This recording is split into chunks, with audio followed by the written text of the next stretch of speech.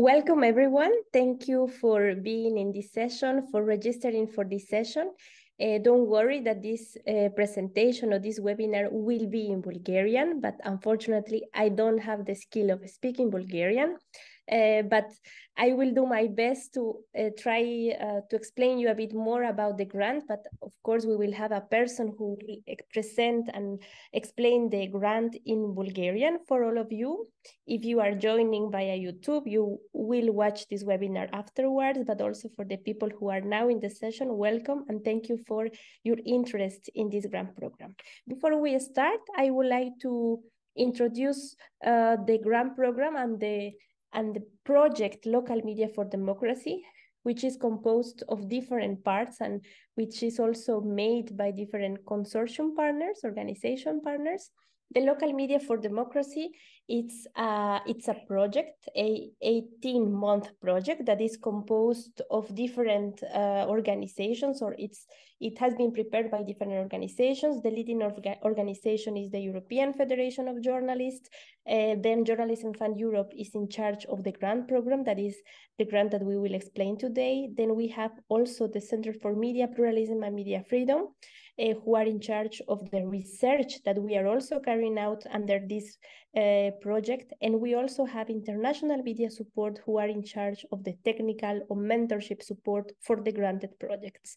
This big project, the Local Media for Democracy, is co-funded by the European Commission, and that's why it's only a pilot project at this point, but we hope that it will have an extension in the future. It's not something sure, but we will also try to inform you and keep you posted about the opportunities that we have for local media outlets, okay? So thank you for your interest. And now we will go to the explanation of the grant. And for this, we have invited a person who will help us with the presentation in Bulgarian. It's important to tell you that this person is not giving the grant. She's not involved in the grant program, but she has been very kind to accept the invitation to do the presentation in Bulgarian to reach local media outlets in this country, okay? So her name is Nicoleta Daskalova. I hope I'm pronouncing it well. She's a media analyst with Foundation Media Democracy in Sofia. Nicoleta has more than 15 years of experience in researching the Bulgarian media environment on issues of freedom of speech, editorial autonomy, media market, politics of media representation, and other. She has been part of the Bulgarian country team conducting the Media Pluralism Monitor within the European Union, and currently is part of the country team conducting the research on local media and news deserts in Bulgaria within the Local Media for Democracy project. So she's involved as well in the research part of this big project, and now she's today helping us with the webinar. Thank you, Nicoleta, for your help. And now the floor is yours and you can do it in your language. Thank you, Paula. Thank you, colleagues.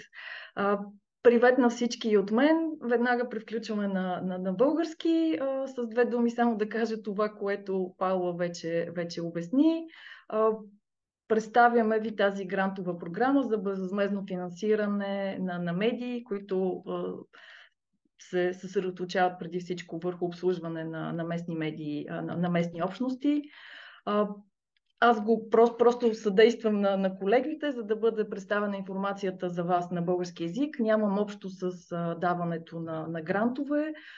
Участвам в изследователски екип, който провежда паралелно анализ на медийните среди във всички на страни от Европейския съюз на темата местни общности, местни медии, новинарски пустини. Това е паралелно изследване. Но сега с вас ще си говорим всъщност за самата програма за безвъзмездно подпомагане на медии. И от самото начало ще включа презентация, за да виждате и нещата, които ще ви споделя. Така.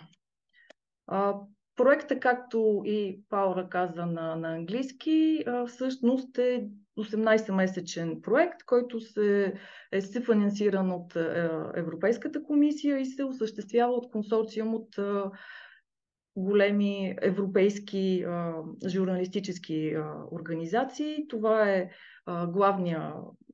главната организация е Европейската федерация на журналистите. Участие също така взима Центъра за медиен плурализъм и медийна свобода в Флоренция. Всъщност този център отговаря за изследователската част.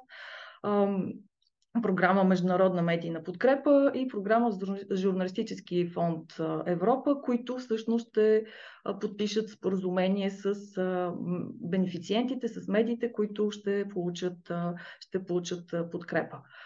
Тази инициатива за медийно финансиране предоставя финансова подкрепа в размер на 1 200 000 евро на местни, регионални и общностни медии, които се стремят да служат на обществения интерес в места, където достъпът до информация е значително намален. Това е проблем, който, както знаем, е характерен не само за Европа, но и общо взето за целия Европейски съюз. Така че мисля, че е една чудесна възможност да се подпомогне местната журналистика. И всички наистина сте много насърчени да кандидатствате. Програмата за финансиране е насочена към медии, юридически лица с регистрирано седалище в една от страните от Европейския съюз или за екипи от журналисти, физически лица, които също живеят в една от страните от Европейския съюз, в случая говорим за България. Общата сума за всяка покана за кандидатстване е 600 000 евро, които се разпределят между подкрепените проекти.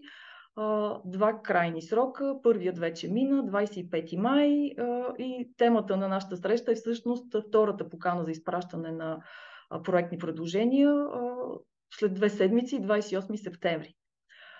Допустимите предложения трябва да са в полза на обществеността, особено на местните граждани и общности, чието интереси да се обслужат в идеалния вариант от качествени, етични, плуралистични местни медии. Тоест, цялата тази покана за финансиране най-вече цели да подкрепи тези малки екипи и медии, които всички знаем, че имат финансови затруднения да се справят с пазара и в същото време се придържат към етичните и професионални норми в журналистиката. Критериите за оценка: гледа се доколко проекта, който ще предложите, е осъществим, разумен, времевия график, бюджета, опита на кандидата, екипа, доколко журналистите, включени в изготвянето на проекта, се придържат към основните принципи на гилдията, принципите за качествена журналистика, знаете, основаване на факти, точност, независимост, безпристрастност, отговорност, зачитане на правото на отговор на критикуваните лица, наличие на публично достъпен етичен кодекс, който да описва горепосочените принципи, предоставяне на информация и насърчаване на обмен на информация и дебати по въпрос от обществен интерес. Друг важен критерий: доколко самото предложение е надежно, иновативно и до каква степен проекта ще въздейства върху местната аудитория и общност по отношение на така наречената новинарска пустиня в района на кандидата.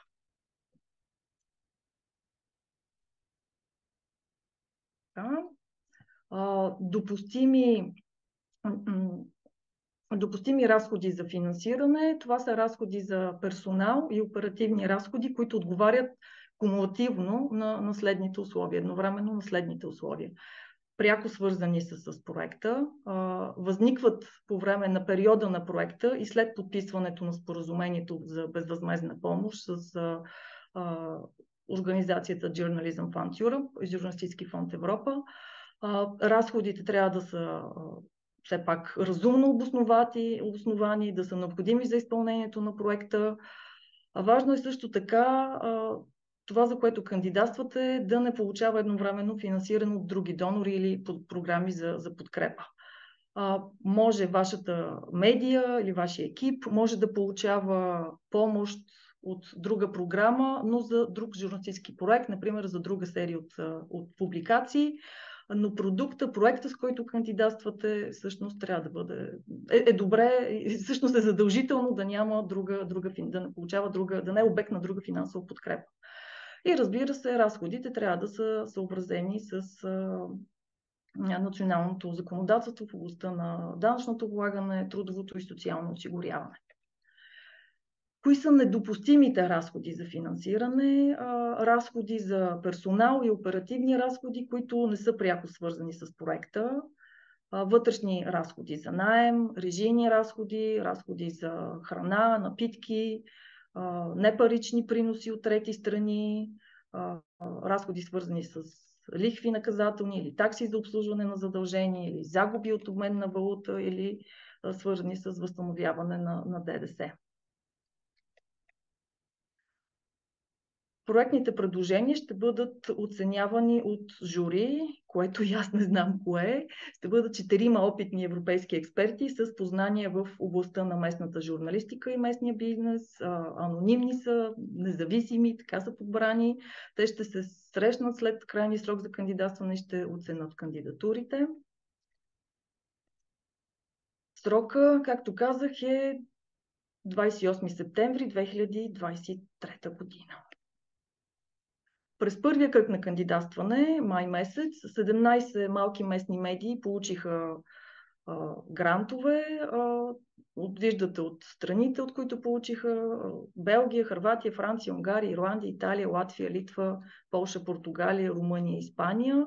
Общата разпределена сума между тези 17 предложения е 524 265 евро.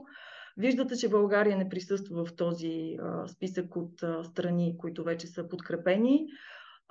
При този втори кръг на кандидатстване приоритетно ще бъдат одобрявани проекти от страни, които досега не са получили подкрепа, което е още един призив, повод за още веднъж да ви призова наистина да кандидатствате. България е една от страните, които приоритетно ще бъдат разглеждани, ще бъдат подпомагани.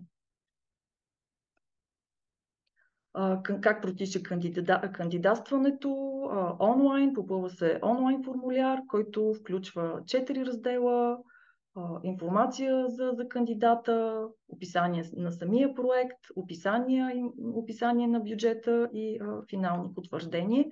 Като тук е полезно да знаете, че след като се регистрирате и създадете своя профил, тогава вече ще можете да прегледате формуляра, да огледате въпросите, да ги прочетете, ако искате да започнете да попълвате, като може да попълвате в режим чернова, да запазвате информацията и след време да се връщате и да подадете проектното предложение, така че ще може спокойно да работите без излишен стрес.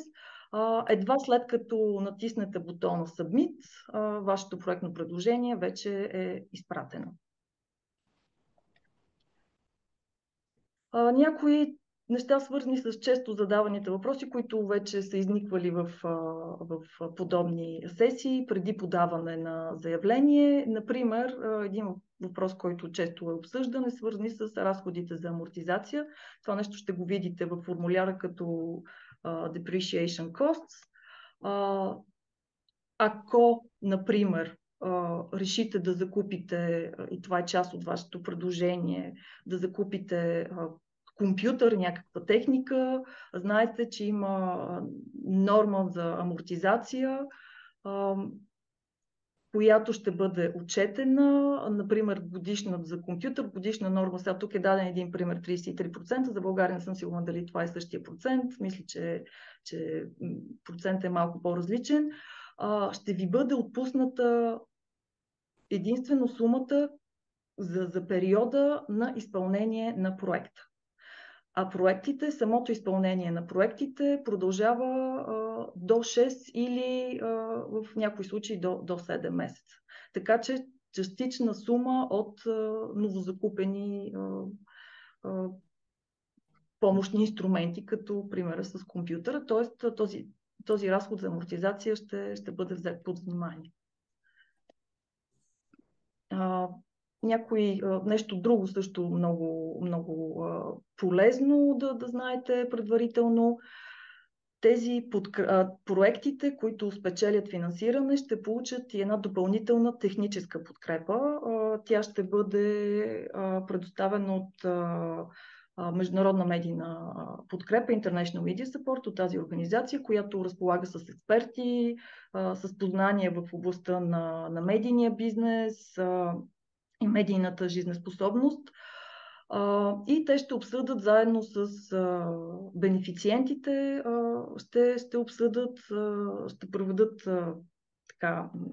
сесии, разговори, в които ще видят къде имат нужда от допълнителна техническа подкрепа или менторство, като тук ще бъдете помолени да изберете до 3 области, до 3 тематични области. Тези тематични области са свързани, например, наобщо с създаване на местна медия, така че тя да бъде устойчива, въпроси свързани с изследвания на аудиторията, също по един задълбочен и устойчив начин, с разширяване на аудиторията, с иновативни бизнес решения, с диверсифициране на приходите ви, използване на различни инструменти, например изкуствен интелект, различни стратегии за изготвяне на устойчиво, атрактивно съдържание. Виждате ги тези области, ще изберете около до 3 и ще ги обсъдите с колегите от International Media Support. Така че това е допълнителна подкрепа за медията или за журналистическите екипи, които ще получат финансиране. Какво се разбира под новинарски пустини? Най-кратко казано, под новинарски пустини се развиват такива райони, такива области в страната, където информационното покритие на общностите е затруднено. Общностите не срещат задоволяване на така наречените си критични информационни нужди, т.е. сериозна информация от обществен интерес, няма дебат, няма достатъчно медии, достатъчно журналисти, които да отговарят, да дискутират теми, свързани с социалния и политическия живот по места. Дефиницията включва две значения. От една страна тя покрива местните медии от географска гледна точка. Това са местни, регионални и субрегионални медии, но също така и медии на общността, така наречените общностни медии. И тук вече информацията, линковете за кандидатстване, регистрирането става на този линк. Самата презентация ще ви бъде изпратена с сканиране на кода. Директно отивате на мястото за кандидатстване, създавате своя профил. След като вече влезете в системата, ще получите достъп до формуляра за кандидатстване или директен линк също има включен в тази презентация. Нещо друго полезно, което е добре да знаете. Има предвидени срещи за допълнителна информация преди самото кандидатстване, като всъщност нямате много време за такава среща. Има само малко останали слотове този петък. Но и самата среща сега, всъщност от тук нататък ще минем на формат въпроси и отговори. Именно е такъв тип работна среща да ви помогне да си отговорите на въпросите, които имате преди кандидатстване. Така че това е съвсем накратко представяне на тази програма за безвъзмездно финансиране. Paula, we are just ready with the presentation in Bulgarian, and you can now continue with the questions and answer session. Thank you, Nicoleta. So I will stop the recording now. Thank you to the people who are here. Don't go, please. You have to stay, but I will close the recording for the people who will watch this webinar afterwards, okay? Now we will have the questions and answers, and as I always say, this is only a privilege to the ones that are here in the session. So thank you for the ones that are following this webinar online.